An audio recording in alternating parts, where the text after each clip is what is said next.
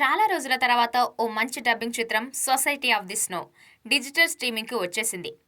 చూసిన వాళ్ళకు చాలా కాలం మదిలో నిలిచే సినిమాగా ఇది నిలవడం ఖాయం. సర్వైవల్ థ్రిల్లర్ జానర్‌లో స్పానిష్ లాంగ్వేజ్‌లో వచ్చిన ఈ చిత్రానికి 'ది ఇంపాసిబుల్', 'జురాసిక్ వరల్డ్' వంటి భారీ హాలీవుడ్ సక్సెస్‌ఫుల్ చిత్రాలను రూపొందించిన బయోనా దర్శకత్వం వహించారు. నిజ జీవితంలో జరిగిన ఘటనల ఆధారంగా రూపొందిన ఈ సినిమా ఆరంభం నుంచి చివరి వరకు మనల్ని కట్టిపడేస్తుంది. తర్వాత ఏం జరగబోతుందనే ఉత్కంఠను కంటతడి తెప్పించడం ఖాయం. ఇక కథ విషయానికి వస్తే 1972లో 45 మంది రగ్బీ ఆటగాళ్లతో వెళ్తున్న ఓ ఉరుగ్వే విమానం ప్రపంచంలోనే అతి పొడవైన అండీస్ పర్వతాల మధ్యలో కూలిపోయింది. అనంతరం ప్రపంచంతో సంబంధాలు కట్టవడమే కాకుండా విమానం క్రాష్ అయిన ప్రదేశాన్ని రెస్క్యూ టీంలు గుర్తించలేకపోతాయి.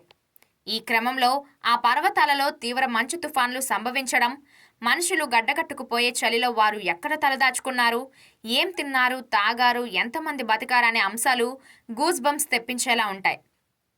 ఈ ప్రమాదం నుంచి 72 రోజుల తర్వాత వారు ఎలా ఎంతమంది బయటపడ్డారనే ఇతివృత్తంలో తెరకెక్కించారు. ముఖ్యంగా తిండి కోసం అక్కడ వారు తీసుకున్న నిర్ణయం మన ఒళ్ళు జలధరించేలా చేస్తుంది.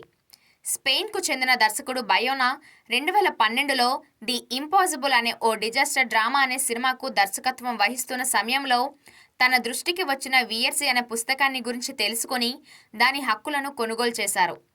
అనంతరం ఈ కథతో సినిమా తీసేందుకు ఉపక్రమించారు.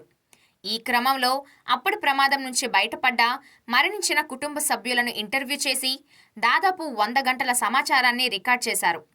ఈ తర్వాత 2021లో సినిమాని ప్రారంభించి 2022 జూలైలో ముగించారు. సినిమా చాలా వరకు సెట్లోనే తీసినప్పటికీ కొంతమంది ఒరిజినల్గా ప్రమాదం జరిగిన ప్రదేశానికి వెళ్లి మరికొన్ని వీడియోలు చిత్రీకరించుకువచ్చి సినిమాలో వాడడం గమనార్హం. దాదాపు 65 మిలియన్ల వ్యయంతో నిర్మించబడ్డ ఈ సినిమా 2023 డిసెంబర్లో విడుదలవగా మంచి రెస్పాన్స్ రావడమే కాక విమర్శకుల ప్రశంసలు అందుకోవడమే కాక 60 వరకు జాతీయ, అంతర్జాతీయ సినిమా ఫెస్టివల్స్కు సెలెక్ట్ అవ్వడం విశేషం. ముఖ్యంగా 2024 96వ ఆస్కార్ అవార్డ్స్లో 3 విభాగాల్లో సెలెక్ట్ అవ్వడమే కాక టాప్ 15 సినిమాల షార్ట్ లిస్టులో చేరింది. అవార్డు తప్పనిసరిగా వస్తుందనే పేరు కూడా సంపాదించింది. ఇప్పుడు ఈ సినిమా జనవరి 5వ తేదీ నుంచి నెట్ఫ్లిక్స్లో స్ట్రీమింగ్ అవుతుంది. 2 గంటల 15 నిమిషాల ఈ చిత్రం తెలుగులోనూ అందుబాటులో కూడా ఉంది. సినిమా అభిమానులు ఎట్టి పరిస్థితుల్లో మిస్ అవ్వకుండా కుటుంబంతో కలిసి చూసేయండి.